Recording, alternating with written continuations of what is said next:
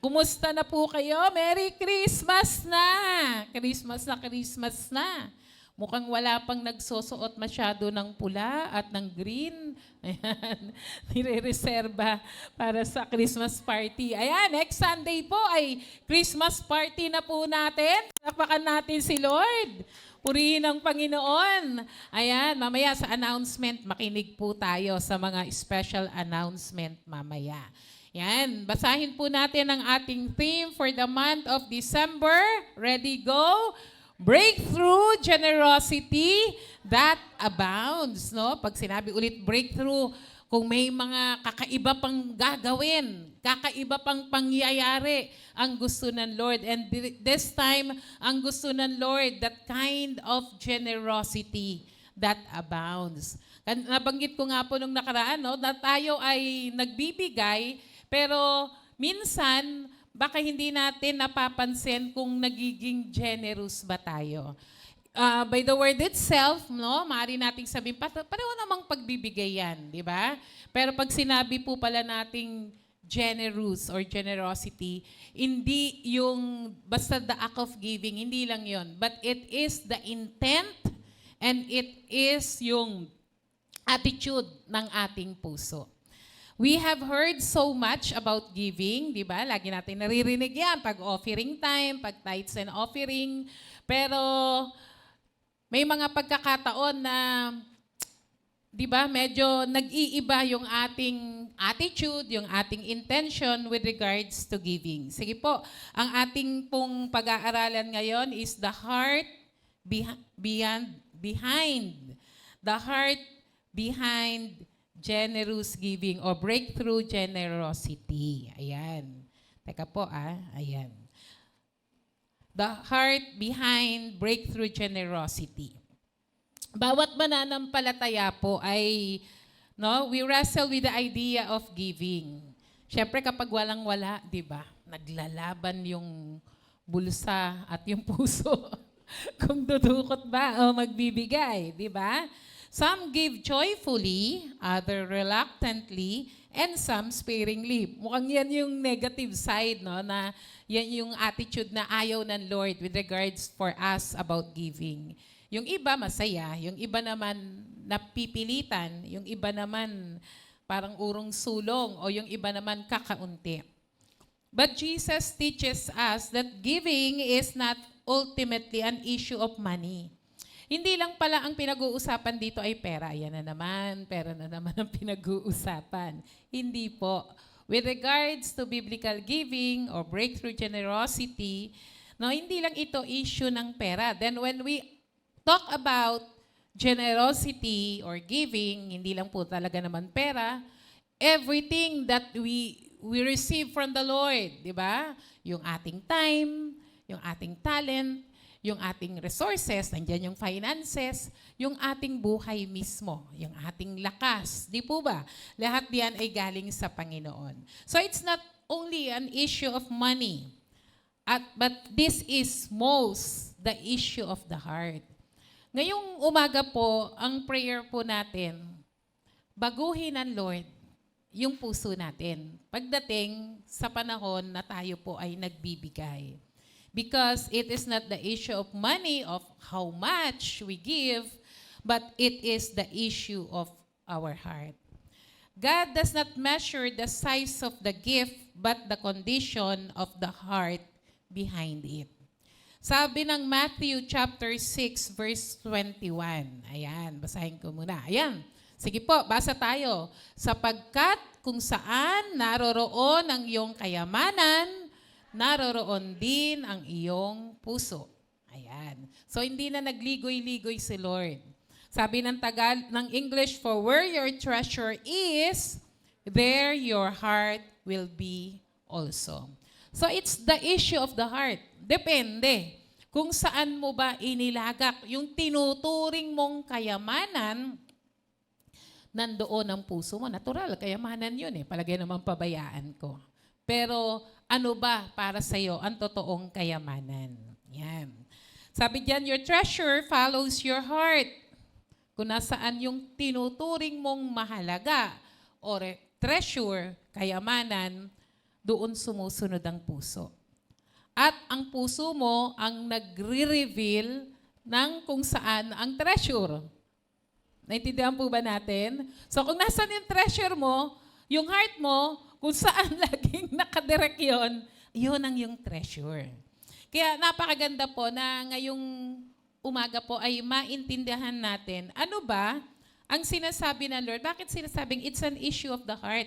Hindi pinag-uusapan yung halaga, hindi pinag-uusapan yung pera or anything that we give. But we want the Lord to fix our heart para yung kind of breakthrough generosity, yung hinahanap ng Lord sa isang mananampalataya, kung paano tayo nagbibigay sa Panginoon, yun ang makita ng Diyos sa atin. Amen?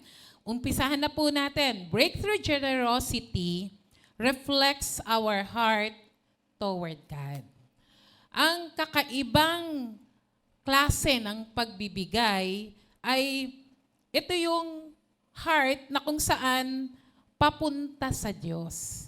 No? Reflects our heart toward God. Katulad nga po ng nabanggit ko kanina, kung nasaan ang ating kayamanan, doon papunta ang puso. Doon nakakiling ang puso. Ang sabi ng Luke chapter 12, binasa natin kanina, Matthew 6:21, no? May Luke 12:34, nakapareho din po niyan, na ang sinasabi, for where your treasure is, there your heart will be also. Giving reveals what or whom we love most. Yung klase, the attitude of our heart in giving, yan daw po ang nagsasabi, yung nagre-reveal o yung nagpapakita kung ano at kung kanino o sino ang mas mahal natin o pinakamahal natin. Pwedeng sabihin ng ating bibig na we can say, we love God, I love you, Lord. Pwede tayong umawit ng kantang, may I love you, Lord. Di ba? Pwede rin tayong mag-post sa FB ng I love you, Lord. Amen po ba? Pwede nating gawin lahat yan. But our giving shows whether God truly holds first place in our affection. Pwede nating gawin lahat ng mga pag-awit, pagkanta, pag-post, o pagsabi na mahal natin ang Panginoon, pero kung paano tayo nagkakaloob sa Lord, nagbibigay ng ating panahon, ng ating oras, ng ating mga talento, lakas, buhay, ay doon makikita kung sino yung number one sa buhay mo. What if God, whether God truly holds first place in our affection? Letter A, God looks at the heart, not the amount.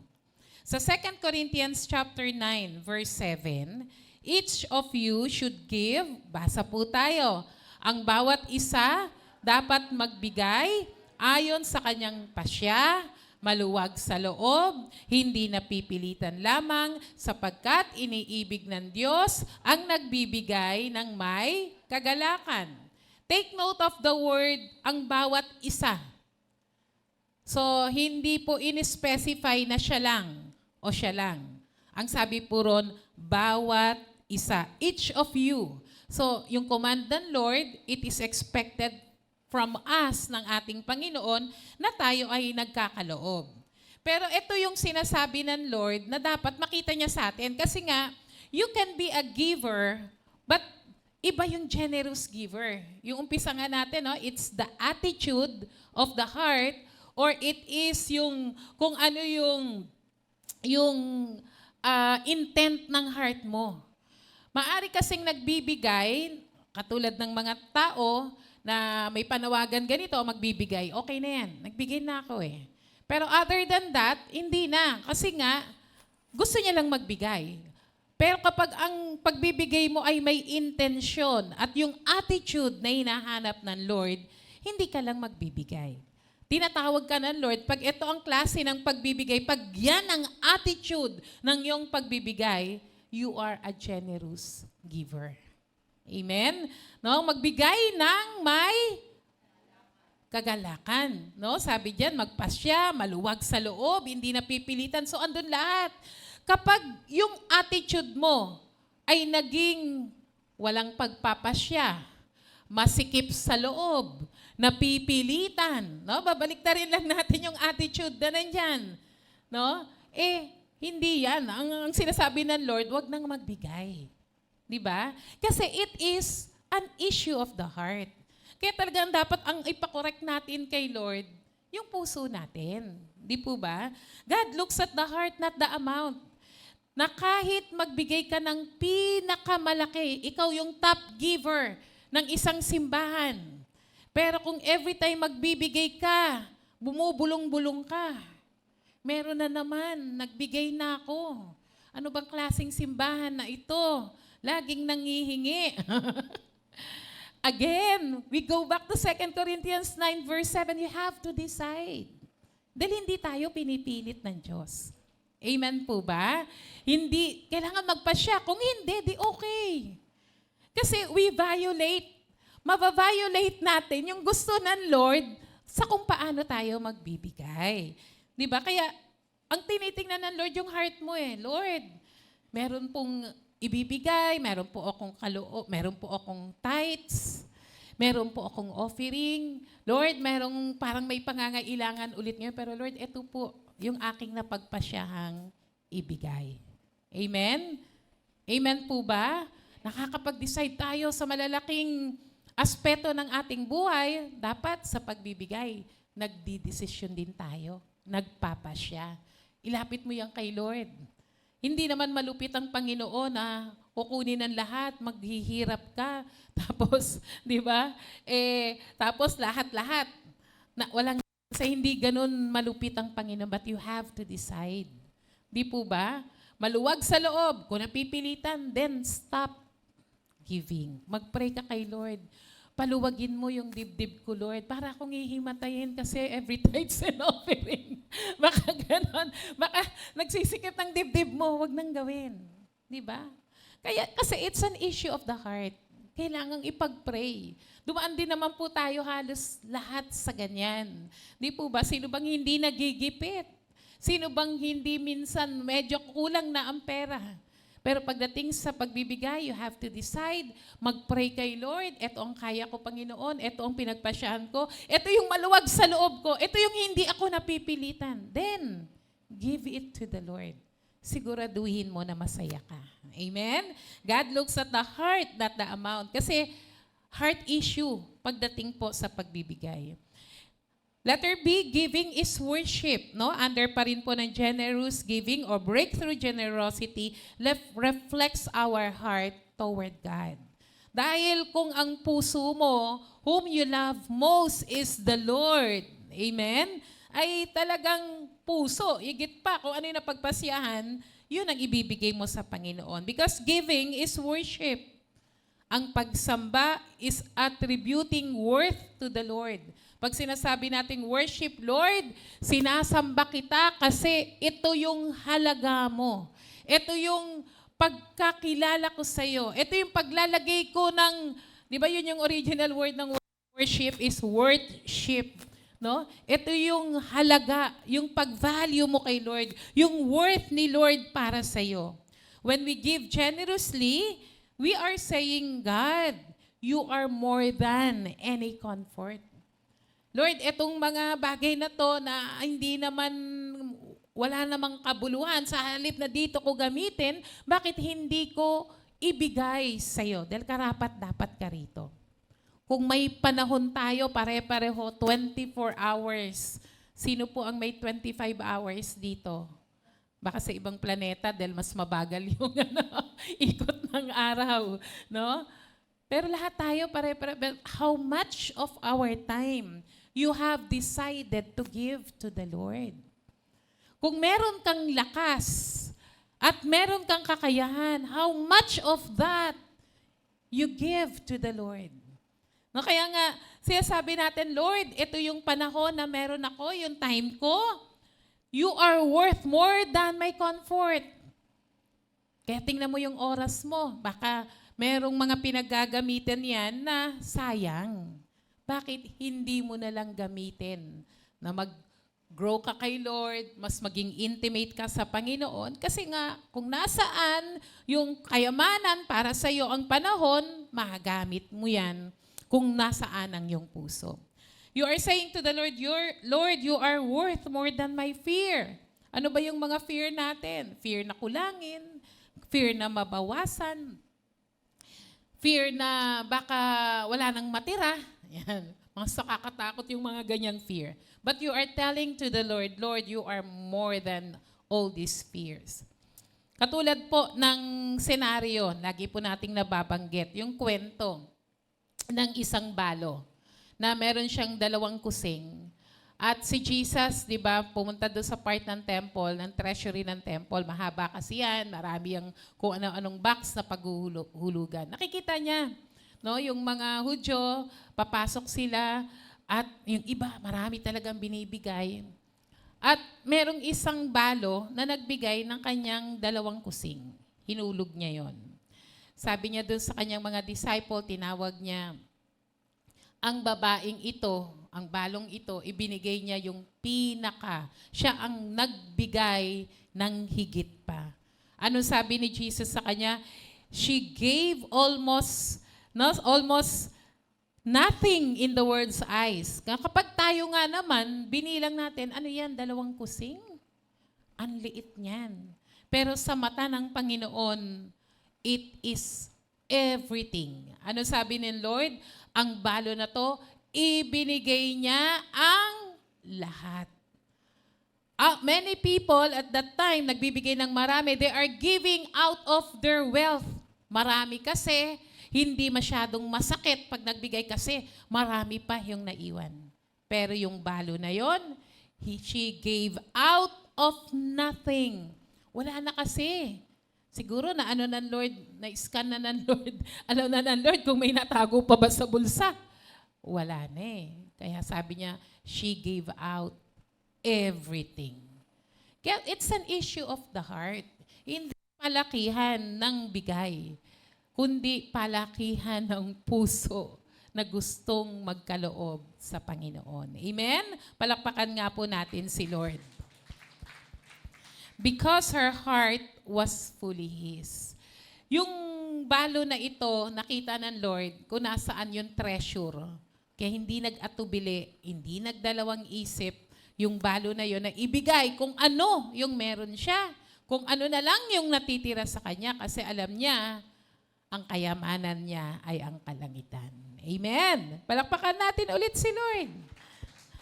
A generous heart honors God regardless of the amount. So the issue is, nare-reflect ba ng ating puso, ng ating pagbibigay, kung kanino papunta o kung nasaan ang ating kayamanan?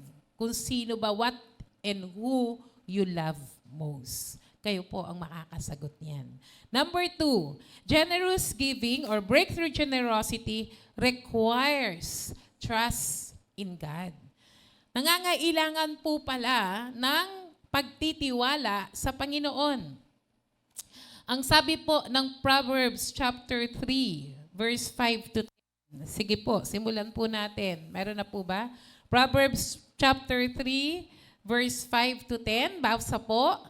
Kayawe ka magtiwala, buong puso at lubusan, at huwag kang mananangan sa sariling karunungan. Basa po, sa lahat ng iyong gawain, siya nga'y alalahanin upang ika'y patnubayan sa iyong mga tatahakin. Huwag mong ipagyabang ang iyong nalalaman, igalang mo't sundin si Yahweh at lumayo ka sa kasalanan. Verse, sa gayon, ikaw ay lalakas at magiging matatag, mawawala ang pigati, gagaling ang iyong sugat. Verse 9, parangalan mo si Yahweh sa pamamagitan ng iyong mga kayamanan at mula sa iyong pinakamainam na ani, siya ay iyong handugan. Sa gayon, kamalig mo ay lagi ng aapaw. Sisidlan ng inumin ay hindi nga matutuyuan. Sa binasa po natin, generosity demands faith. You will never give generously if you believe that you are your own provider. But you will give freely when you know that God is the source of everything you have and everything you need. Kapag ang sa isip pala natin ay nagtatrabaho akong nagpro-provide sa sarili ko, yung sinesweldo ko, yun ang ginagastos ko naman. Ano ba? Pera ko naman yan. Pinagpaguran ko naman yan. Kaya nga, it is still an issue of the heart dahil ang isang breakthrough generosity ay ang isang pusong nagtitiwala, ang pananampalataya ay inilalagak sa Panginoon. Kaya nga sabi diyan, no, honor the Lord with your wealth. Sabi diyan, parangalan mo si Yahweh sa pamamagitan ng iyong mga kayamanan. So hindi talaga natin maiisantabi yung everything that the Lord is blessing us with. Ano bang mga bagay na pinagpapala tayo ng Panginoon? Alam ko marami po sa atin nakaranas ng walang-wala. At nag-pray kay Lord, Lord, bigyan mo po ako ng trabaho. At nang binigyan nga ng Lord ng trabaho, medyo mas nabigay na ang lahat sa trabaho. Nakalimutan na bigyan ng prioridad ang Panginoon. Nung kumita na, nangihinayang na ibalik sa Lord yung itabi, yung 10%, nangihinayang nang ibigay yung offering, nangihinayang na magbigay sa mga missions. Pero ang sabi ng Lord, parangalan natin si Lord. Pinagpapala ka ng Panginoon, why not give it back the glory and honor the Lord with everything, with our wealth? Honor the Lord. So kung sa mga pagpapalang natatanggap natin, ang ating bang kaloob ay nagbibigay ng karangalan sa Panginoon? Kung titingnan po natin, sabi diyan, giving exposes our trust issues. Kanino ka ba nagtitiwala? Sa kakayahan mong kumita ng pera o sa kakayahan at pananampalataya na ang Diyos ang magkakaloob sa iyong pangangailangan? Again, hindi po tayo nauubusan ng pangangailangan. Di po ba?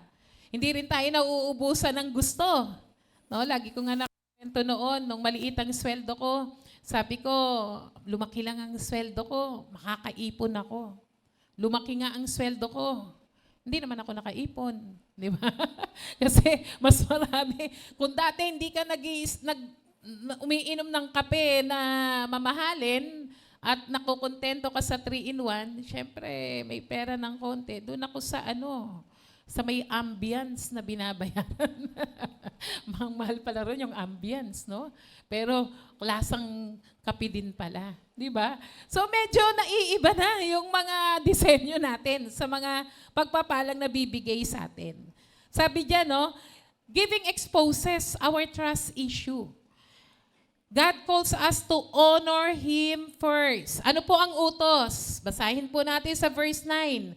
Parangalan mo si Yahweh sa pamamagitan ng iyong mga kayamanan. Yun yung pinagagawa. Yun yung iniuutos. Yun yung gusto ng Lord na pusang loob nating ginagawa. At hindi nagpapabaya ang Panginoon na i-bless yung mga obedient, yung mga sumusunod. Ano pong sumunod dyan? Basahin po natin. At mula sa iyong mga pinakamainam na ani siya ay iyuring handugan sa verse 10, sa gayon, kamalig mo ay lagi nang aapaw, sisidlan ng inumin ay hindi na matutuyuan. Hindi natin pwedeng itanggihan na God calls us to honor Him first before the overflow. Sipin mo, kapag pinararangalan mo ang Diyos sa iyong kayamanan at mula sa pinakamainam na ani, sinasabi ng Lord, in what way we can honor God to the best of our crops.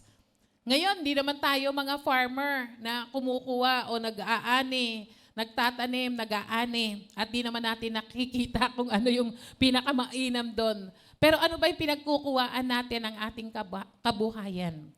At ang pinakamainam natin doon ay yung una na bago pa natin gastusin ang mga sweldo natin, mga pinagkakakitaan, yung best of the crop, bago mo patanggalan ng kung ano yan, bagamat tinatanggalan na ng mga SS, PhilHealth, Pag-ibig, withholding tax ng ating employer. Pero ikaw, bago sa personal mo, yung pinakamainam, yung pinakaunang-una nun ay ang bawas mo pabalik sa Panginoon.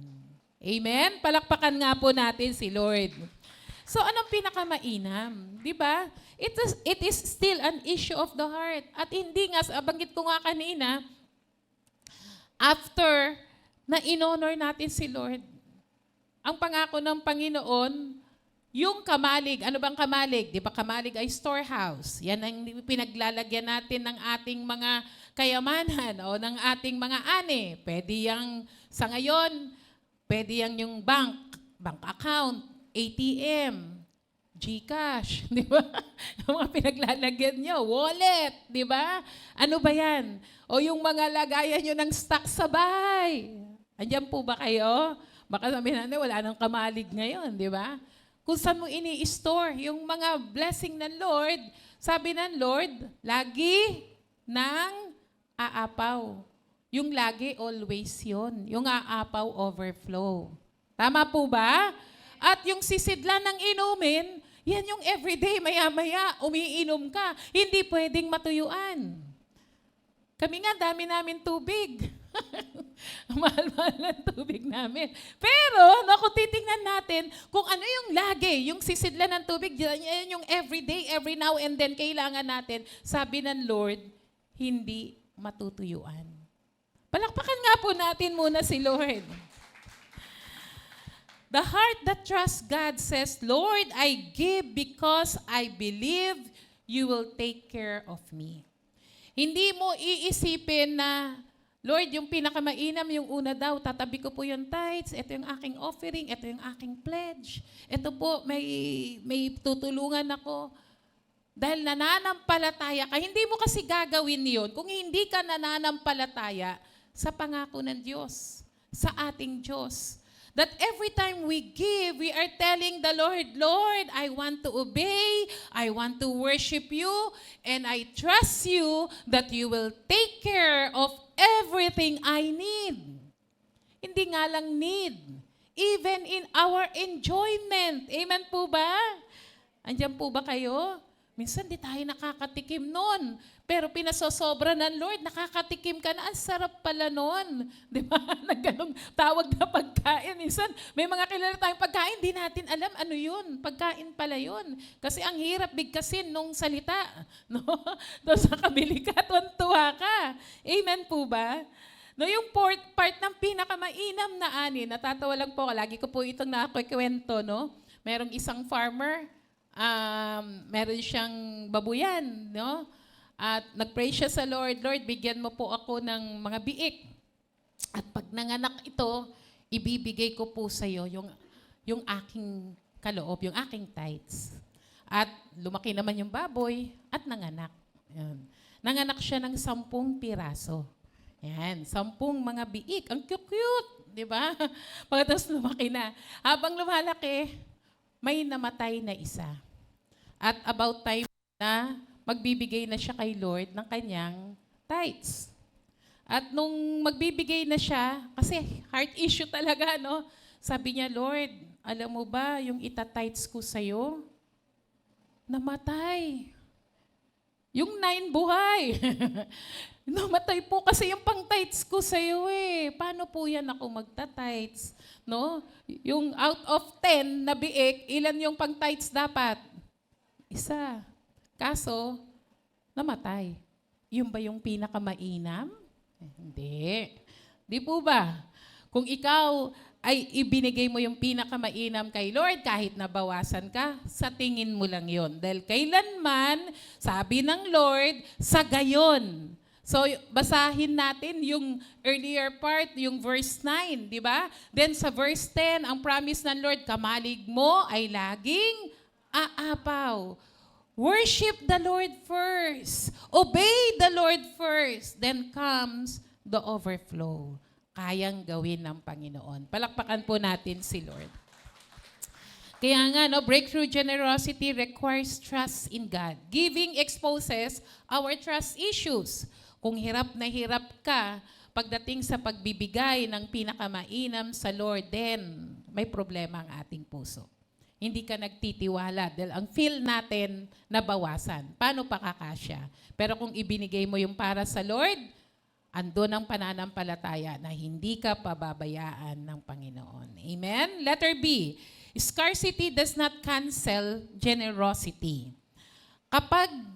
Pag sinabi nating scarce, konti na lang, di ba?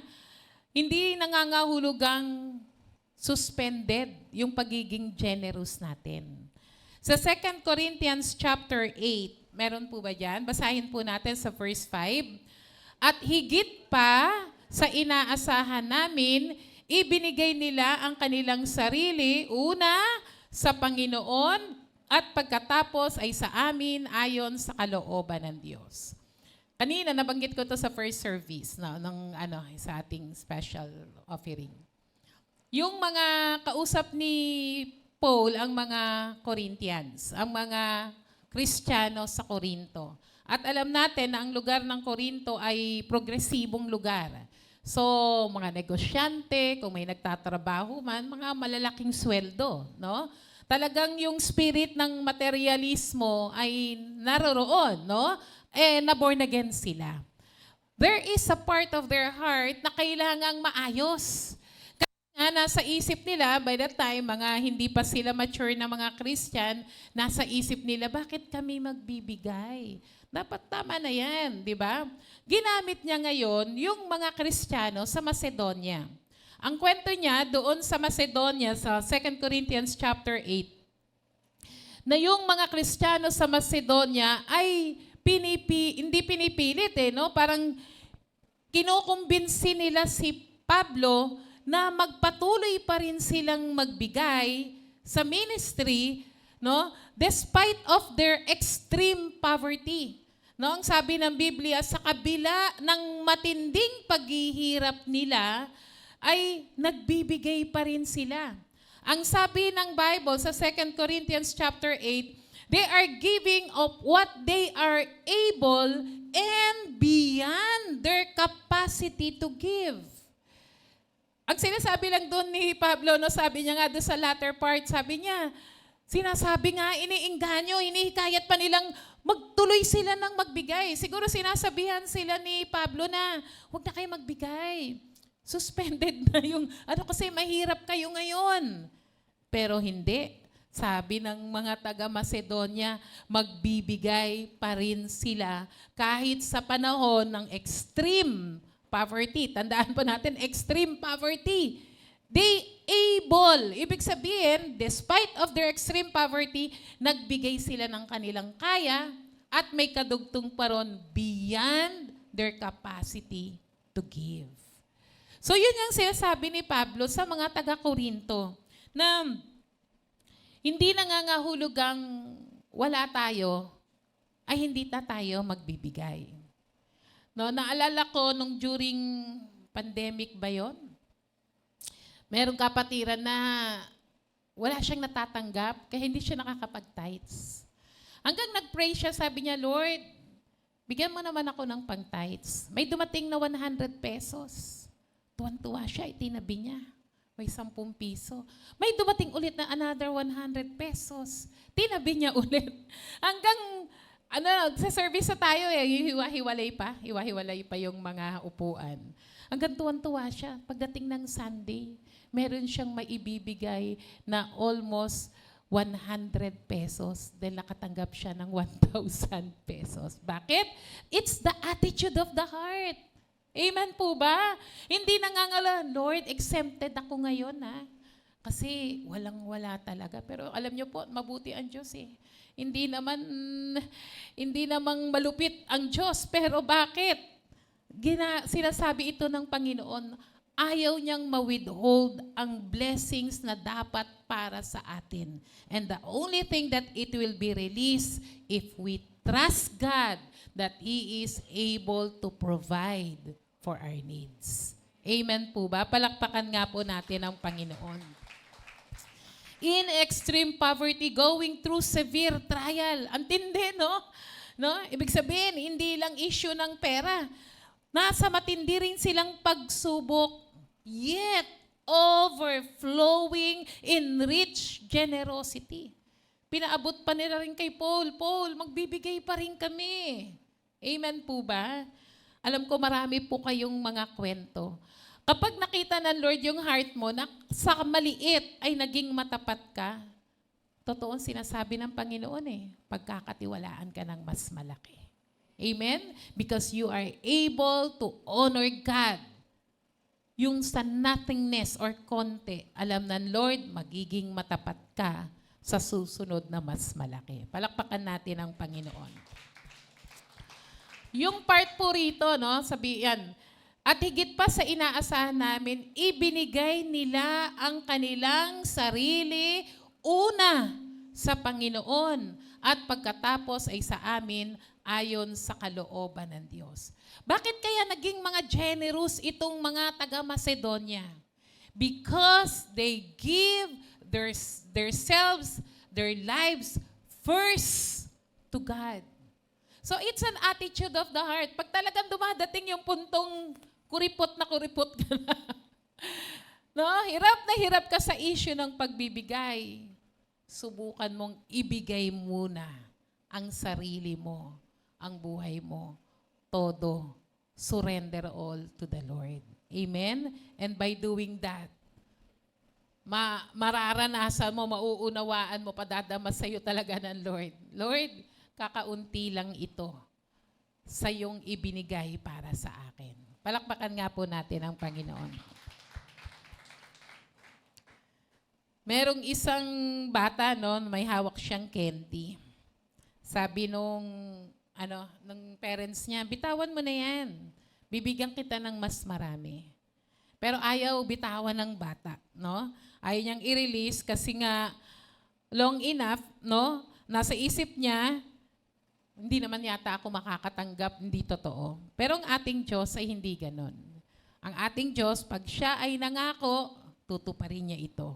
Kung sinabi niyang pinarangalan natin siya ng pinakamainam natin, kung sinabi ng Lord, ginawa natin na in-honor natin, we give ourselves first to God, hindi po magpapabaya ang Panginoon. Amen? If we would only trust Him. So yung issue ng heart, pagdating sa breakthrough generosity, we must learn to trust God, to put our faith to God and into this word. Generosity is not about what you have. It is about what you believe about God.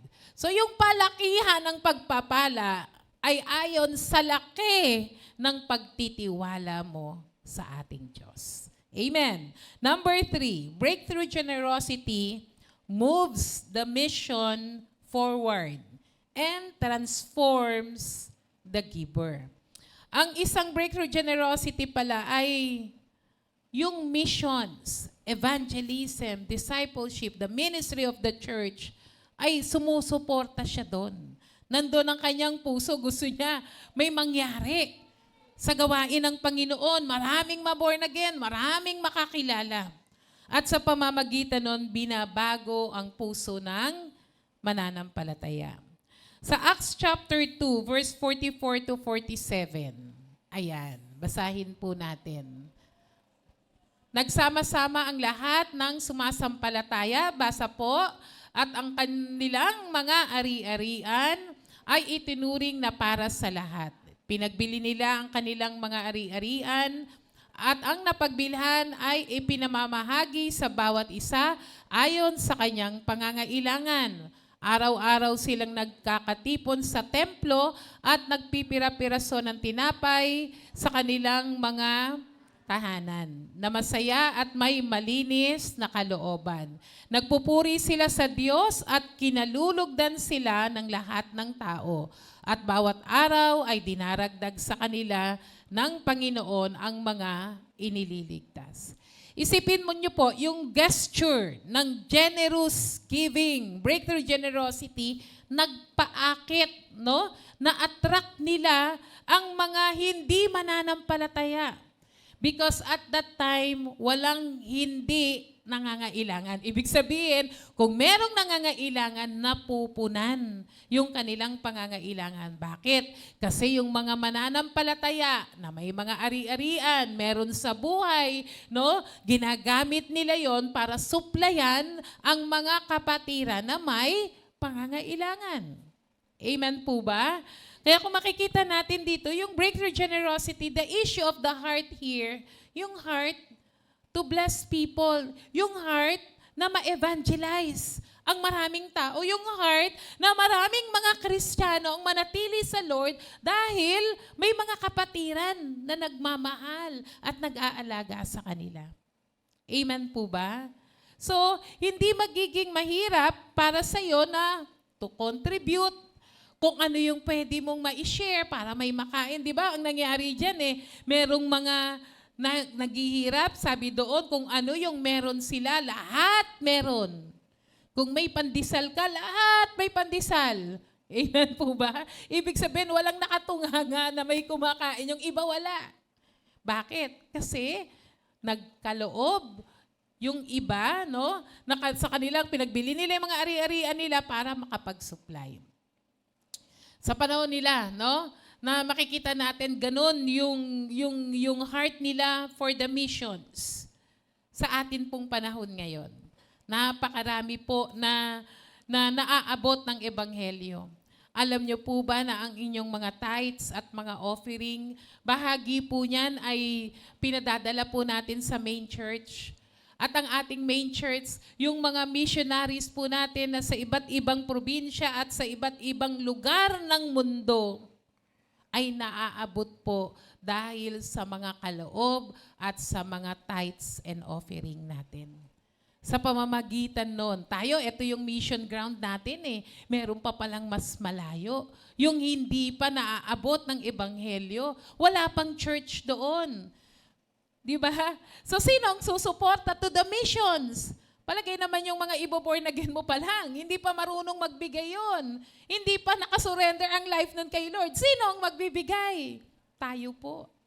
At lagi po nating nababanggit, tayo po ay produkto ng mga naunang Kristiyano na ang heart nila is for the missions. Ang heart nila is for the ministry. Na kapag sila'y nagbibigay, alam nila, Lord, may maaabot na mga buhay, may mga maaabot na mga kaluluwa. Isipin nyo, ilang countries in the world na may gawain po ng GIL.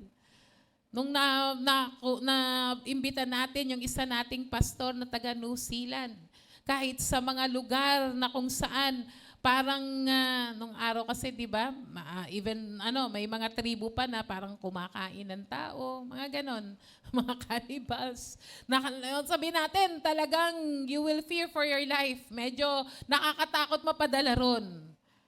Tinanong niya nga tayo, sinong gustong pumunta doon, di ba? May nagtaas ba ng kamay noon? Wala. Sabi siguro mag-o-offering na lang kami pas. No? Pero sa anuman, ang ating mga kaloob, ang ating mga ikapo, kapag ang heart natin ay always for that, bahagi po niyan ay napapadala po natin para marami pang maabot na mga tao nakikilala sa Panginoon. Palakpakan po natin si Lord. Para bumalik na si Lord. Di ba? Di ba ang isang condition ay makarinig na ang lahat na mahal sila ng Lord. Mahal sila ni Jesus. Namatay si Jesus para sa kanila. Dapat marinig nila yon. Kung i-ignore man nila, that is their decision. Ang ating trabaho, magagamit tayo ng Lord para makarinig sila. Amen po ba? And the issue of the heart is we must have that kind of heart that moves the mission. Kaya sa Acts chapter 2, na binasa natin kanina, needs were met. Sipin mo, walang meron ng iba na wala ang iba. Lahat meron. Unity grew. No? Talagang walang kaguluhan. Di ba nakikita natin yung revival dumadating pag nagkakaisa. Walang kumukontra na, ay wag na, sobra na yan. Tama na yan, wag na nating bigyan ng mga yan. Wala pong ganun. The gospel spread. Ano sabi diyan sa latter part? At bawat araw ay idinaragdag sa kanila ng Panginoon ang mga inililigtas. Yung part ngang ito, addition eh. Everyday, addition. Kasi bakit? Nakikita na ang mga puso ng mga Kristiyano ay laging handang tumulong, handang magkaloob, handang tumugon sa pangangailangan ng iba. And the Lord added to their number daily. When God's people are generous, God mission accelerates. Talagang ganun po. Ang sasakyan hindi tatakbo kung walang gasolina o krudo, di ba? Ganun din po. If we want the mission to accelerate, kailangan po tulong-tulong po tayo para malayo at marami tayong marating. Letter B, generosity transforms the giver. The issue of the heart ay tayo po mismo ay binabago ng Panginoon. Mga small steps, di ba? Kapag, yun nga ang point eh, naging matapat ka, natuto kang maging ang intention of the heart and attitude of the heart ay habang maliit pa, ay tapat at marunong ka na, hindi magiging masakit sa'yo kapag ikaw ay pinagpala ng Panginoon. Kung dati tuwan-tuwa ka sa 100, tinatabi mo ang 10. Natuwa ka sa 1,000, tinabi mo yung 100. Tama po ba? May 900. Naging 10,000. Tinabi mo yung 1,000. May 9,000 pa rin na naiwan. Amen po ba? And so on and so forth. Alam mo na ito ay ang tamang gawin. Ito yung pinakamainam mong ibibigay sa Lord. Sa 1 Timothy chapter 6, verse 17 to 19. Meron ba tayo? Sa 2 Timothy chapter 6, verse 17 to 19, ang sinasabi po dito ay binibigyan po ng pagtuturo ang mga mayayaman. Sige po, basahin ko po muna. 1 Timothy chapter 6, verse 17 to 19. Sabi po diyan, ang mayayaman sa material na bagay ay utusan mong huwag maging mapagmataas at huwag umasa sa kayamanang lumilipas. Sa halip, umasa sila sa Diyos na masaganang nagbibigay ng lahat ng mga bagay para sa ating kasiyahan. Utusan, para ba tayo ng Sige po, next verse 19. Utusan mo siyang gumawa ng mabuti at magpakayaman sa mabubuting gawa, maging bukas palad at matulungin sa kapwa. Sa gayon, makakapag-impok sila para sa mabuting pundasyon na hinaharap at makakamtan nila ang tunay na buhay. Ito po'y panghikayat doon sa may mga mayayaman. Specifically, sila po ay binigyan ng isang exhortation at isang pagtuturo rin. Sabi ni Pablo kay Timoteo, pastor po siya, batang pastor, sabi niya yung mga mayayaman, i-encourage mo sila, yung mayayaman sa material na bagay, na huwag mataas at huwag umasa sa kayamanang lumilipas. Kasi po, di ba, kapag meron ka na ng lahat ng material na bagay, o hindi lahat, marami, umaapaw, yan, mayaman, di ba, sa material na bagay, ay may tendency po talaga na ang tingin sa sarili ay mas mataas kaysa iba. Di ba? Mas angat kaysa sa iba. At nagiging ganon yung kanilang attitude. Bakit? Kasi nga, tinitingnan nila yung posisyon nila sa buhay, yung perang meron sila. Kaya nga sabi ng Lord, i-remind mo sila na ang kayamanan nila nauubos, pansamantala, lumilipas. Amen po ba? Di ba? Sandali lang, dito lang yan sa lupa. Pag namatay ka, di mo naman madadala yan. Tama po ba? Kahit sabihin mong limpak-limpak ang iyong salapi, kung ginamit mo lang yan sa walang kwentang bagay, useless po yan. Ang sinasabi niya sa halip, sabi niya roon, sa halip utusan mo silang, sa halip umasa sila sa Diyos sa masaganang nagbibigay ng lahat ng mga bagay para sa ating kasiyahan. So, mahirap no? Kung kayo po'y nakaranas na yumaman at nawala ang lahat, at hindi ka pa rin natuto na umasa sa Panginoon, maaring yumaman ka at mawawala din lahat. Andyan po ba kayo? Ayoko nang yumaman. Pero siya sabi rito, pwede kang maging mayaman at nararapat lang tayong yumaman. Ang sinasabi lang sa atin, huwag umasa sa kayamanang material na meron ka. Dahil ang pag-asa mo ay nasa Panginoon. Magkaroon lang ng konting problema sa ekonomiya, magkaroon ng mga world economy problem, bagsak lahat. Di ba? Nung nagkaroon ng mga issue sa economy sa US nung nakaraan, no? Yung tinatawag na recession, maraming mga kumpanya nagsara. Di ba? Kahit nga yung mga nagtatrabaho sa malalaking kumpanya, kilala. Di ba? Kampante buhay natin dahil malaking kumpanya pinagtatrabaho ko. Nag-automation. Di ba? Maraming nawala. Maraming natanggal. Sabi nga nila, yung AI daw ngayon, no? Baka robot na yung mga... Madalas, may mga kausap ako pag may mga reklamo sa mga services, di ba? Laging robot yung kausap natin, di ba? Maraming magbabago, kaya hindi ka pwedeng magtiwala sa material na bagay na meron ka.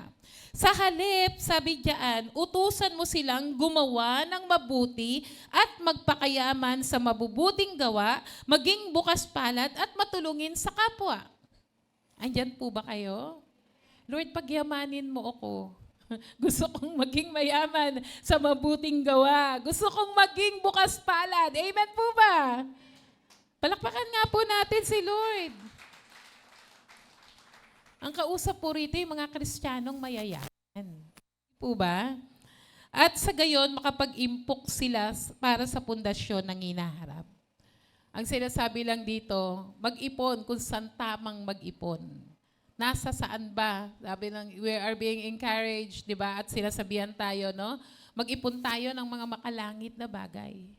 Mga bagay na ginagawa natin para sa mga tao, mga mabubuting bagay na ginagawa natin sa mga kapatiran, sa simbahan, to expand the gospel, yan po ay investment nyo sa kalangitan. Amen? Palakpakan nga po natin si Lord.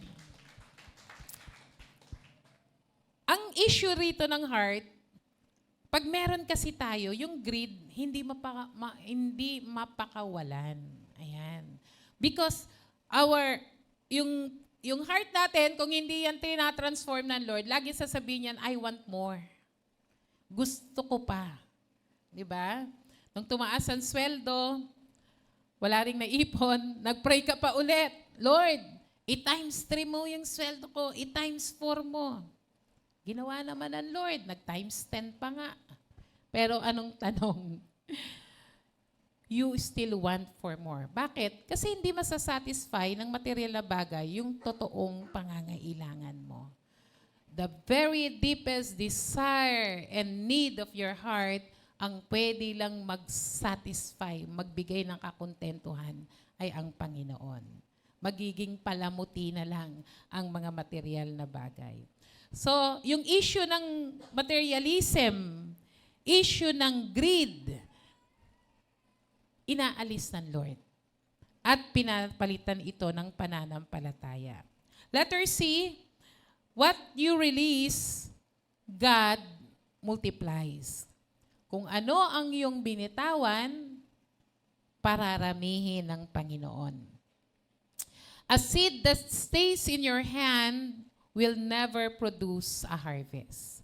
Lagi pong, di ba nabanggit na po nakaraan, no? If you sow sparingly, you will reap sparingly.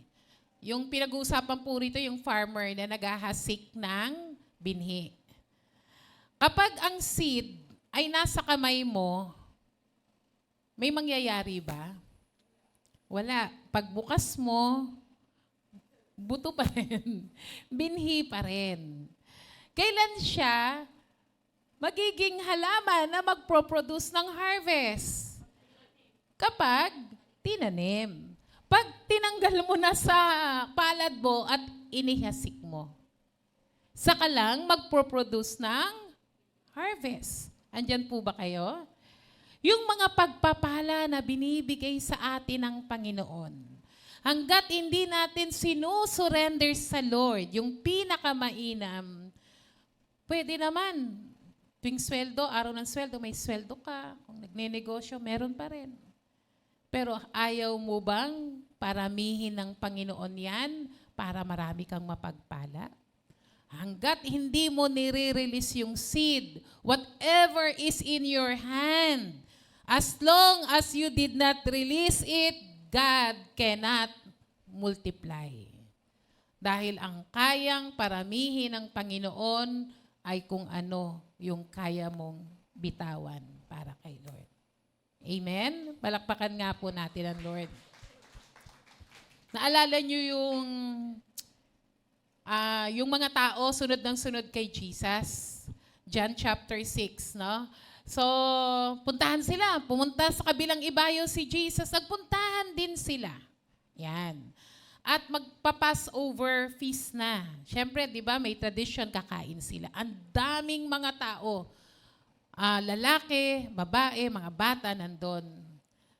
Tinawag ni Jesus ang kanyang disciple. Sabi niya, saan tayo pwedeng bumili?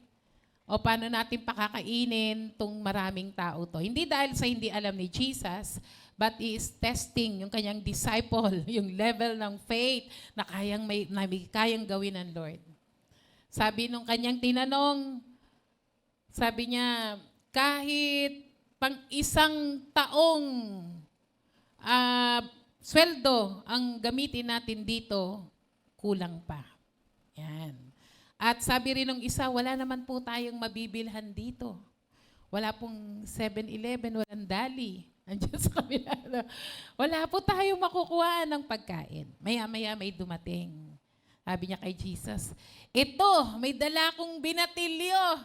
Meron siyang dalang 5 tinapay at 2 isda. Hindi naman po kwento, no, kung pinilit yung bata. Pero malamang, hawak na kasi ng disciple eh. Binigay niya, nirelease niya. Siguro sabi niya, tago ko to. Walang mga baon yung mga tao. Nalala ko pag nung mga bata kami, no? Ano, tawag nito? Di ba, takal-takal yung ulam? Di ba? Tapos, kakain na yung mga kapatid mo, ikaw tinakpan mo ng maraming kanin yung ulam. Para pag nakain na nila, ikaw, inggitin mo sila. No? Di ba? Takal-takal, tatago mo. Kasi ingan ka pa eh. Di ba? Pero yung bata, bagamat hindi na kwento, the fact na sumama siya doon kay Jesus at dala-dala yung kanyang baon, ni-release niya kung ano yung meron siya. 5 tinapay, 5 loaves of bread, and 2 fish. Ano pong nangyari? Nagpasalamat ang Panginoon. Dumami ang isda, dumami ang baon niyang, kung anumang klaseng isda, at ang baon niyang tinapay, dinistribute sa lahat, nabusog ang lahat, 5,000 kalalakihan, hindi pa kasama ang kababaihan at mga bata. So ilang kaya yung mga 15, 20,000 people na sa 2 isda at 5 tinapay na nirelease ng bata, na multiply ng Panginoon, nabusog ang lahat. Palakpakan nga po natin si Lord. Because what you release, God multiplies. Hindi lang po yun. Busog na sila lahat. Sabi ng Lord, huwag magsayang ng pagkain. Kunin lahat ng natira. At ano pong nangyari? Nakagawa sila ng 12 basket. Yung mga basket na kayang magtago yung tao, yung pinagtaguan ni Pablo nung time na nasa gate siya, di ba? 12 ganun. May take out yung mga disciples. Amen? Palakpakan nga po natin si Lord. Ano yung di ba meron tayo sa Proverbs, no? Kapag tikom ang kamay, no? Hindi napapagpala, pagbukas ang kamay, nire-refresh, pinagpapala ng Lord. Kaya, meron ba diyang binhi? Ano man yan. If you entrust it to the Lord, A seed planted, surrendered, will grow beyond what you imagine. So, ang issue ng heart, no, makuripot kasi tayo, madamot. Ang issue ng heart, gusto natin nagtatabi lang, talagang ayaw natin, basta pang sarili natin. Ang issue ng heart, hindi tayo nagtitiwala sa Lord. Hindi tayo fully surrendered. Pero pag nirelease mo what is in your hands, it doesn't matter gaano yung kakonti. Gaano lang ba naman ang kakasya sa kamay? Di po ba? Pag dumakot ka nga ng bigas kakapiraso. Pero pag nirelease mo yan kay Lord, katulad nun, almost 20,000 nakakain. How much more? Gaano ba karami, kalaki, anong klase ang pangangailangan mo? Kaya kang pagpalain ng Panginoon. Not only in finances. Maraming mga bagay na na-enjoy natin na hindi kayang palitan o bigyan ng halaga katumbas ng pera. Amen? At doon tayo higit na higit pa na tayo po'y pinagpala ng Lord. Palakpakan po natin ang Panginoon. So release so that God can multiply. Generosity positions us for divine multiplication. Ang Lord, kaya tayo tinuturuan ng puntong ito dahil gusto ng Lord pagpalain tayo. Ang dami tinuturo di ba? Mula kanina, ang dami ng tinuturo ng Lord sa atin. Kasi it's an issue of the heart. Unless baguhin ng Lord yung puso natin para matuto tayong magbigay, hindi tayo totoong nakapagbibigay ng pinakamainam sa Lord. Not always so sa yung divine multiplication, nakikita ng Lord yan sa atin. Kaya mga kapatid, generous giving is not ultimate, only about money, but it is our devotion. Katulad ng nabanggit ko kanina, oras, panahon, devotion mo, no, loyalty mo kay Lord, yung buhay mo na sinurrender sa Panginoon. So, the issue of the heart behind breakthrough generosity ay isang puso na laging ang puso ay nare-reflect paturo sa Panginoon. What matters most? Sino ba ang number one sa iyo? Generous giving or breakthrough generosity requires trust in God. Magtiwala ka na kayang magpuno ng Diyos sa pangangailangan mo. And giving breakthrough generosity advances kingdom and transform us. Ngayong umaga kapatid, the real question is, how much should I give? Yung ba ang tanong? Or, what does my giving says about my heart? So baliktad ang tanong. Ito yung ibibigay ko, ito yung ibabalik ko kay Lord. Ano ba ang nare-reflect nito sa puso ko? May itinuwid na ba ni Lord sa mga pag-usapan natin kanina? What does my giving says about my heart? If you want to mirror your heart, let your giving reflects it. Ask God to shape our heart into one that loves Him most. Lahat naman ng ito, iisa lang ang tumbok. Gaano mo kamahal ang Panginoon. At pag mahal mo ang Diyos, susundin mo siya. Amen? And giving is just part of the obedience. No, ang obedience is not only giving. Maraming parte na dapat na sinasabi ang Lord sa atin, para tayo kanyang pagpalain at ingatan, na dapat nating sundin. And giving is just a part of it. Sabi ng iba, hindi na ako yaan mo na, magbibigay na lang ako. Huwag mo na ako saan sa church. Magbibigay naman ako Ayan. Huwag mo na ako sama sa pag-evangelize o ma-involve dyan kasi nagbibigay naman ako. No? And giving is just a part of obedience. So may certain part pa rin na hindi mo nagagawa. Diba? And when you love God, you obey. And when you obey, and part of it is giving generously to God. Because it reflects that you love Him most, you trust Him fully, and you want to give the best for the Lord. Amen? Palakpakan po natin ang Panginoon. Tumayo po tayong lahat. At nawa fix ng Lord yung heart natin. A heart that is totally surrendered to God. Kasi pag inayos na ng Lord yung ating pagbibigay, minsan kasi marami tayong tanong Saan ba napupunta yan? Ginagamit ba nila ng maayos? Kapag ikaw ba nagbigay, binabawi mo pa? Binigay mo na yan sa Lord. And we trust the wisdom ng mga elders na nilagay ng Panginoon dyan. Amen?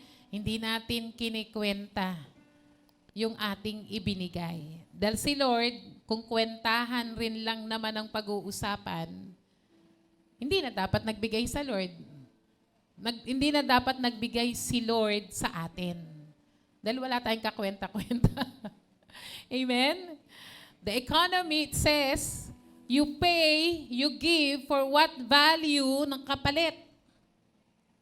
Binigay ng Diyos ang nag-iisa niyang anak na si Jesus. Nag-iisa lang naman, anak ng Diyos. Diyos, naging tao, nagsilbi, naging masunurin, namatay sa krus ng Kalbaryo. Ano ang kapalit? Makasalanang tao. Yung tayo, matitigas ang ulo. Kaya kung susukatin natin doon, the reciprocity of what you paid for, wala. Papunta tayong impyerno lahat. Pero hindi natin kayang masukat yung breakthrough generosity that abounds. Amen? Hindi natin malalagpasan yung pagbibigay ng Lord. Kaya ang issue ngayon is the heart. Hayaan natin na i-correct tayo ng Lord. Na kapag nagbibigay, wala tayong reklamo. Wala tayong napipilitan. Hindi yung naoobligahan. Because it reflects your heart. A heart that loves the Lord's most. A heart that trusts God. A heart that advances the kingdom, the missions. Lord, gamitin mo to. Marami pang ma-born again. Marami pang makakilala. Yan ang gustong klase ng pagbibigay ng Lord. May we offer our lives to God. May we sing this song.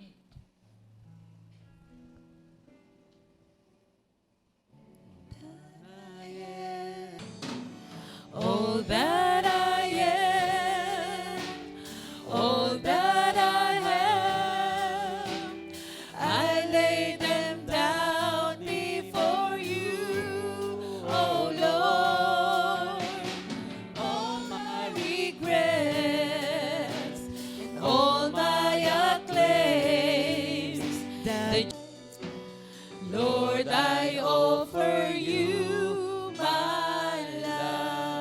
Hallelujah. Panginoon, yan ang awitin ng aming puso, O Diyos. Ang lahat-lahat sa amin, ang aming buhay, ay iniaalay, inihahandog namin sa iyo.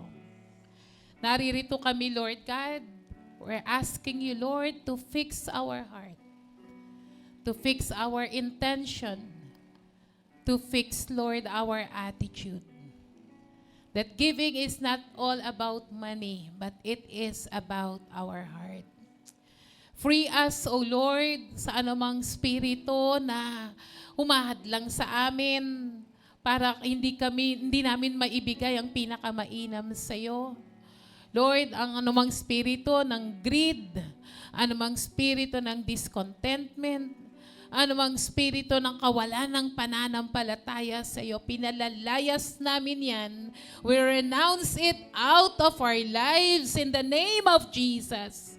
At mapalitan lamang ng isang puso, Panginoon, na nagtitiwala sa iyo, na ikaw ang nagkakaloob ng lahat ng bagay at sa iyo galing lahat ng bagay, that whatever we release, Lord, we entrust it into your hands that is able to multiply whatever we have. Panginoon, katulad po ng mga mananampalataya sa Macedonia, nagawa nila yung ganong klaseng pagbibigay, that out of their poverty, they were able to give and beyond their capacity. because they offer their lives first to you. Panginoon, ganun din po ang gawin mo po sa amin. Ang unang-unang dapat naming ibigay sa iyo ay ang aming buhay. Wala mang magandang makukuha dito, Lord. Wala kaming masasabing mainam sa buhay na meron kami. But that is the only thing that we have, that we can give you, Lord. Our lives. Naririto ang aming mga buhay, isinusuko namin sa iyo. Lord, ang aming pangangailangan, ang aming mga pangarap, ang mga bagay, Panginoon, na aming pangangailangan, mga bagay na parating pa, O Diyos, lahat ng yan, isinusuko namin sa iyo. At alam namin, Lord, bibigyan mo kami ng puso na handa, Lord God, ibigay ang pinakamainam, isang puso na handang mahalin ka una at higit sa lahat. Na ang aming mga puso ay nakatutok paturo sa iyo. That is where our love is to you, Lord. And that reflects who we love most, and that is you, Lord. In the name of Jesus. And Father, fix our heart and teach us to trust in you. Na kapag kami nagbibigay, hindi kami nauubusan. Hindi kami kukulangin. Hindi kami, Panginoon Lord, anumang pagkakataon na mawawalan. Father, I pray in the name of Jesus that, Lord, katulad ng iyong pinangako, that we honor you with the best of our fruit, with the best of our harvest, that we honor you with our wealth, Lord God, yung pinakamainam, ang pangako mo, Panginoon, kailanman hindi kami matutuyuan at ang mga kamalig o anumang parte ng aming buhay, pag-aapawin mo. And we claim the overflow in the lives of your people in the name of Jesus. Hallelujah. Panginoon, anumang pangangailangan, let there be an overflow of your blessings and your favor, the overflow of healing, the overflow of miracle in the name of Jesus, the overflow of joy, the overflow of peace in the name of Jesus. Panginoon, sa lahat ng bagay, pag nakita mo kami, Panginoon, that we honor you with our best, you will bless continually and with an overflow of blessings. And Lord, bigyan mo kami, Panginoon, Lord, that continuing burden to the lost souls. Marami pa pong hindi nakakakilala sa iyo. Marami pang mga tahanan na kailangan naming puntahan, mga kalye, mga community, Panginoon. Even, Lord, yung hindi namin kayang puntahan physically into the uttermost part of the world. Gamitin mo, Panginoon, ang isang pusong mapagbigay sa amin that will reach out the nations, that will reach out those lost souls, that will reach out the community and our city, Lord, just for Jesus. Panginoon, marami pong salamat at patuloy kang gumanap. Lord, turuan mo kami to release whatever is in our hands so that you can multiply it. Unless we release it, hindi mo magagawang paramihin yon. Hayaan mo, Lord, buong pananampalataya na patuloy kami, Panginoon, na magtitiwala sa iyong kapangyarihan at kabutihan. Marami pong salamat, Panginoong Yesus. Tinanggap po namin ang biyaya at pagpapalang walang sukat kalagyan na hindi lamang, Panginoon, sa kaperahan, kundi sa napakaraming pagpapala na hindi kayang tapatan ng anumang material na bagay sa aming buong pamilya, Panginoon. Tinatanggap po namin to, Lord, and we thank you, O God, and we give you all the praise and honor and glory in Jesus' name. Amen and amen.